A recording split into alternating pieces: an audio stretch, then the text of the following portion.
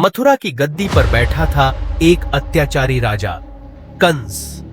भय उसका हथियार था, रक्त उसका रास्ता और सत्ता उसका नशा। जब एक भविष्यवाणी ने बताया कि उसकी बहन देवकी का 8वां पुत्र ही उसका अंत करेगा, तो कंस का दिल डर से भर गया। उसने अपनी ही बहन और जीजा को कारागार में डाल दिया। एक एक करके 7 बच्चों को निर्दयता से मार डाला, पर 8वां पुत्र कृष्ण, वो बच गया। कृष्ण का पालन पोषण हुआ वृंदावन में, जहां उन्होंने बाल लीलाओं से सबका मन मोह लिया। लेकिन उनके भीतर पल रहा था एक शांत तूफान। वर्षों बाद जब समय आया, कृष्ण और बलराम मथुरा लौटे, न तो तलवारों से लैस, न ही किसी सेना के साथ, बल्कि सिर्फ धर्म के विश्वास के साथ। कंस ने मथुरा के दंगल में उन्हें बुलवाया। वहां हजारों की भीड़ थी। राजसी मंच पर बैठा कंस गर्व से हंस रहा था।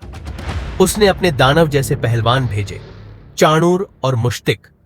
लेकिन कृष्ण और बलराम मानो अग्नि और वायु बनकर लड़े, एक एक कर सबको धराशायी कर दिया। अब मंच पर केवल कृष्ण और कंस थे। कंस का चेहरा अब डर से सफेद पड़ चुका था। वो समझ गया था, भविष्यवाणी का समय आ चुका है।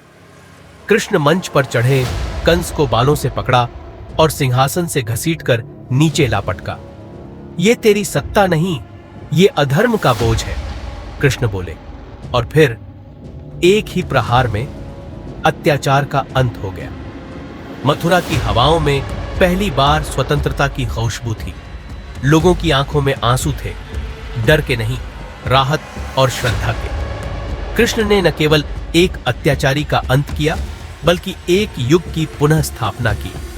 कभी कभी अन्याय बहुत बड़ा लगता है, पर जब समय आता है, सत्य ही सबसे बड़ा हथियार बन जाता है।